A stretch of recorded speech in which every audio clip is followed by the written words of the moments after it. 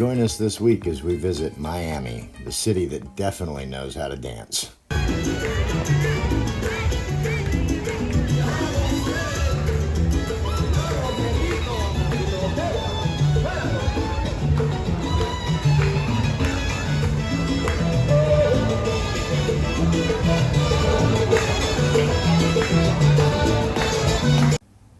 Singing Welcome to Miami by Will Smith, but we figured we better turn the volume way down so we don't get in trouble for copyright violations.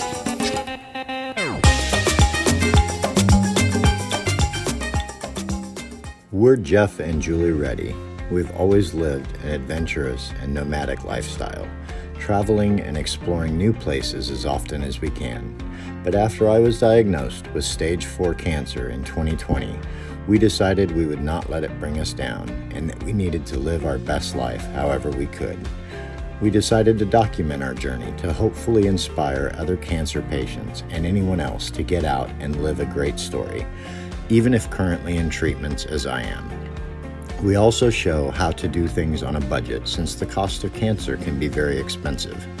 So join us on our journey exploring the world around us, checking off our bucket list one item at a time, through both the good and bad times, and get ready for adventure.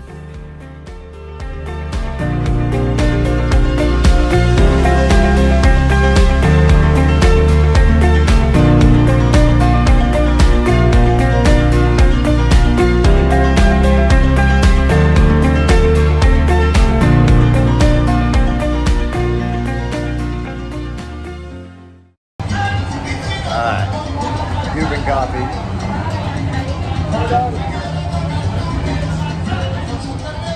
Good, strong, but it's really good.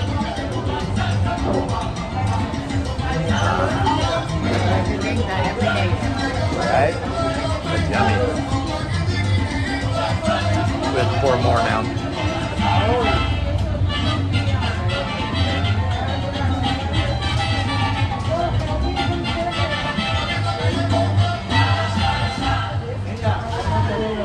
One wouldn't think this would be enough for 2 people, but it's plenty.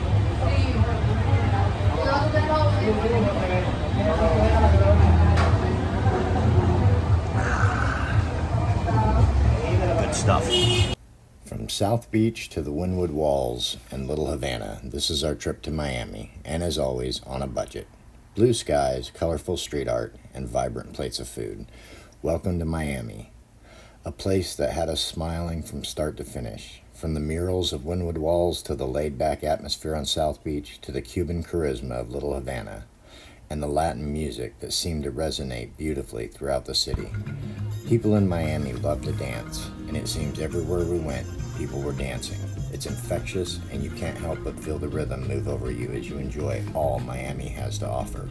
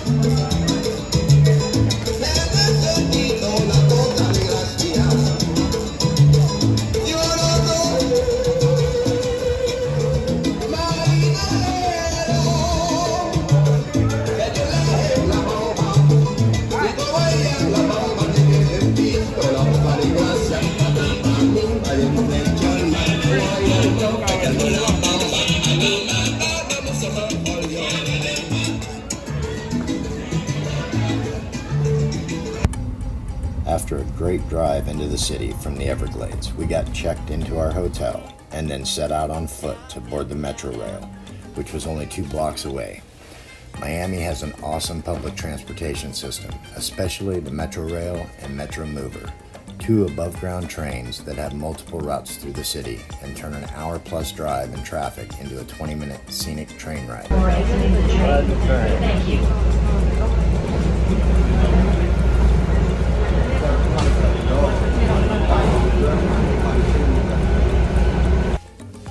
Metro Mover is free to ride, and the Metro Rail, which is a larger train, costs about $2.50 each for us. But you can get an all-day pass for around $5. There are multiple transfer stations to transfer from the rail to the Mover. The Mover is another train, but it is a single-car train that is remotely driven, and although smaller, still has plenty of room and runs about every 10 to 15 minutes.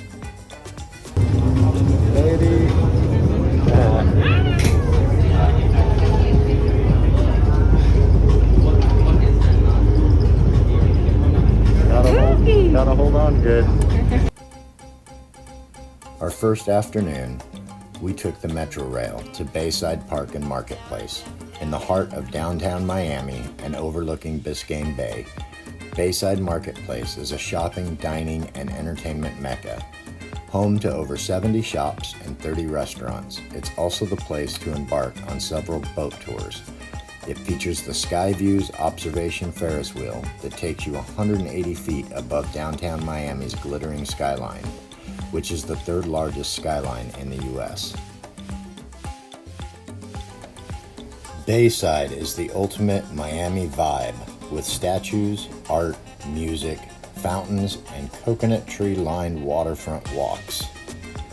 We wanted to enjoy our first sunset in Miami, right downtown, and we couldn't have made a better choice than Bayfront Park.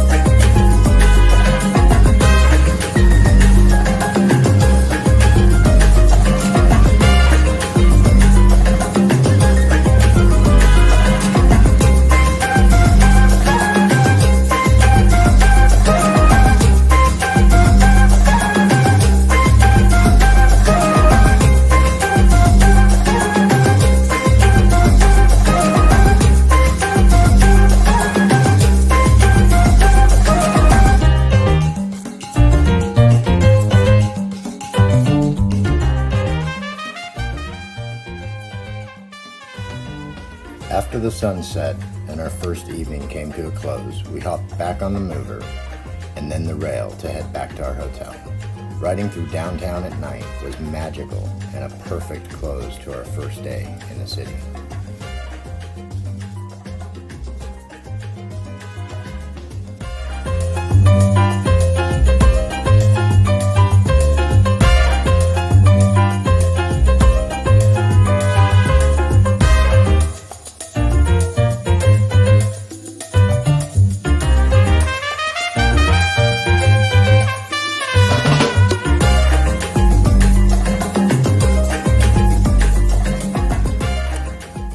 Next day we headed out to do a lot more exploring.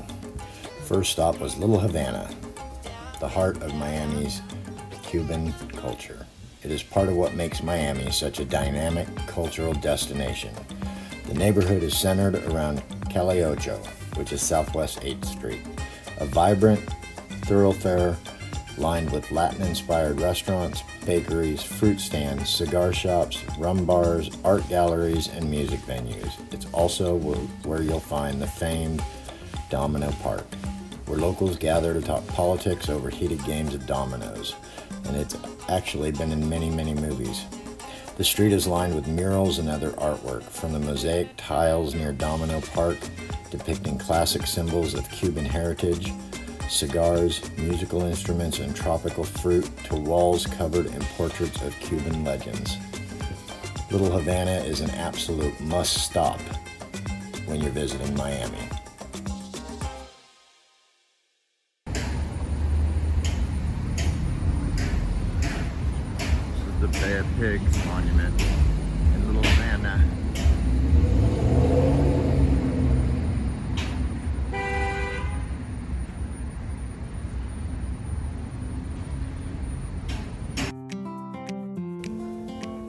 Right at the Bay of Pigs monument is Monument Park, and we take a walk down through here. Lots of statues and information, and very beautiful walk. We didn't go down all the way. It goes down a few more blocks than we went, but we did turn around, but it was still beautiful nonetheless.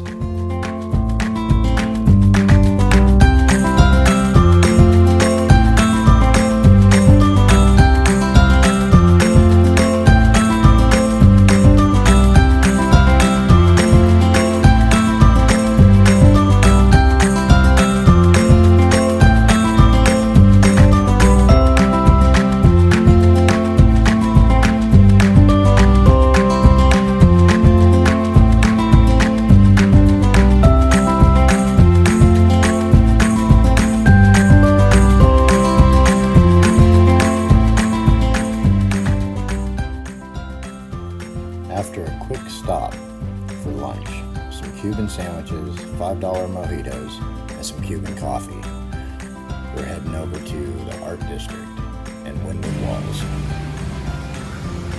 Breathe, all we have is now. Relax, you're okay. That's awesome. Well, we're at Wynnwood Walls, and our gimbal battery died, so we got shaky camera. Art District, my baby's favorite. I'm so excited.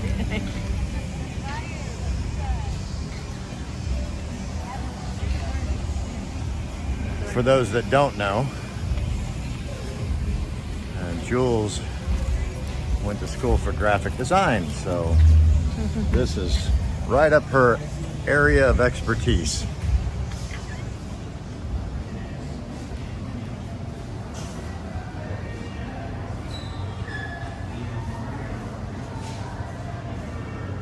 This place is really cool.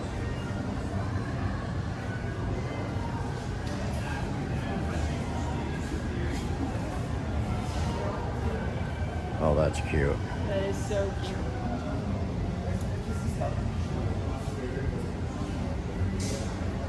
So much meaning behind that.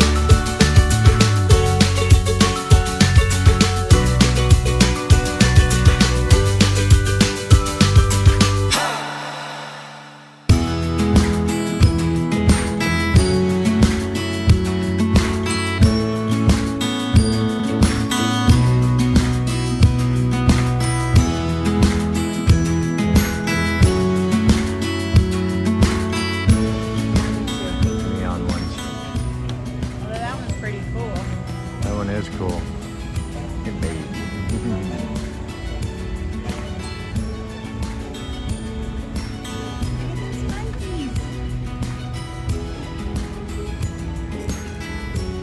Yeah, we'll have to come take a look at the monkeys.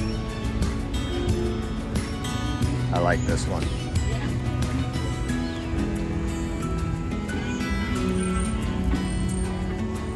So much going on in this painting.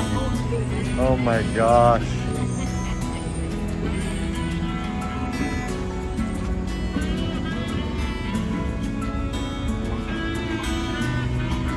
So much going on in that. Baby holds with a cell phone and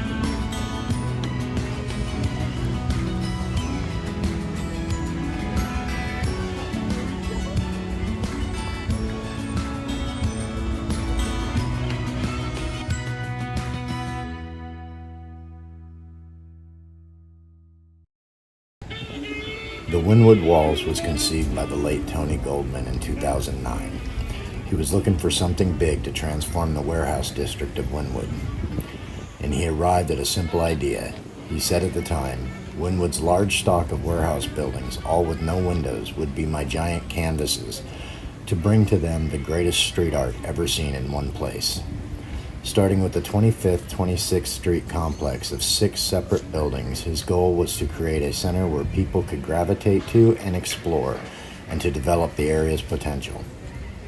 The Wynnwood Walls became a major art statement with Tony's commitment to graffiti and street art, a genre that he believed was underappreciated and not respected historically.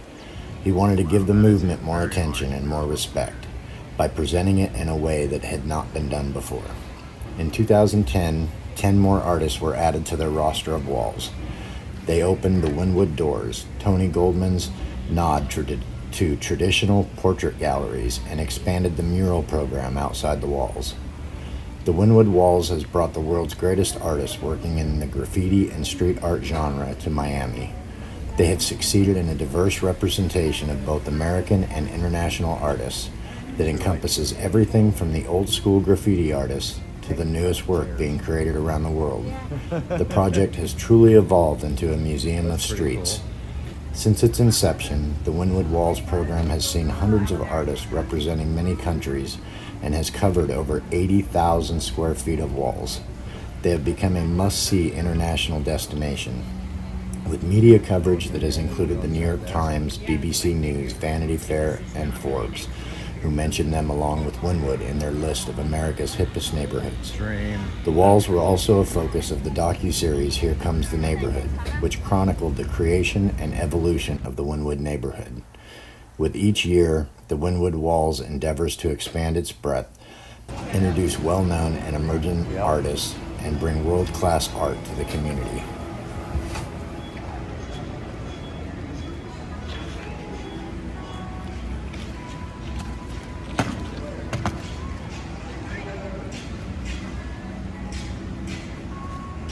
nice. After Wynnwood and a drive through South Beach, we actually headed over to Bill Baggs Cape Florida State Park, and the lighthouse over there is pretty cool. We also saw a ton of iguanas, which are my absolute favorite lizard ever, and a raccoon, and tons of birds, wildlife, everything you could possibly imagine. The lighthouse hiding in the palm trees.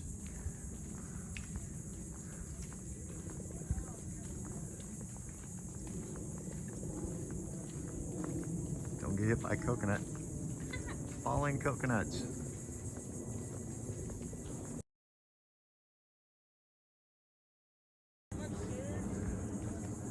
What was that, baby? All fun and games till you get hit in the head with a coconut.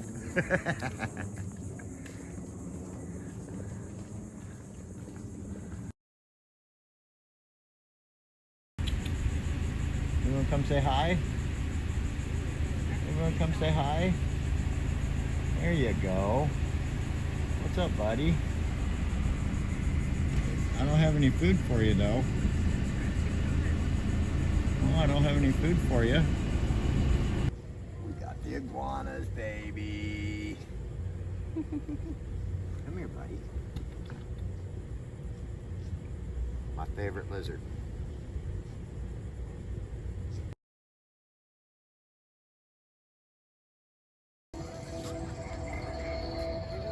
It's an awesome little artsy lighthouse.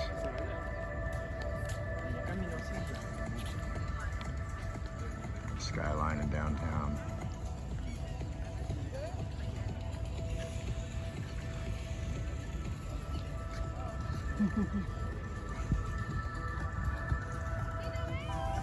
This is South Point Park Lighthouse in South Point Park, which is located at the very south end of South Beach.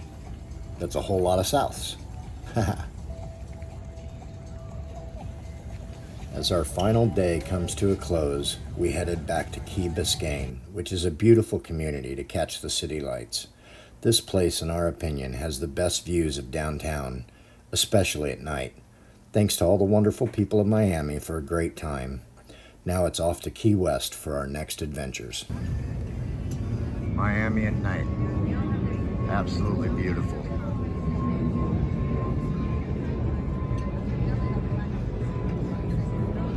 Man, what a place. This is our last night in Miami. Hey, baby. Our last night here. Did you have fun? Yep, definitely.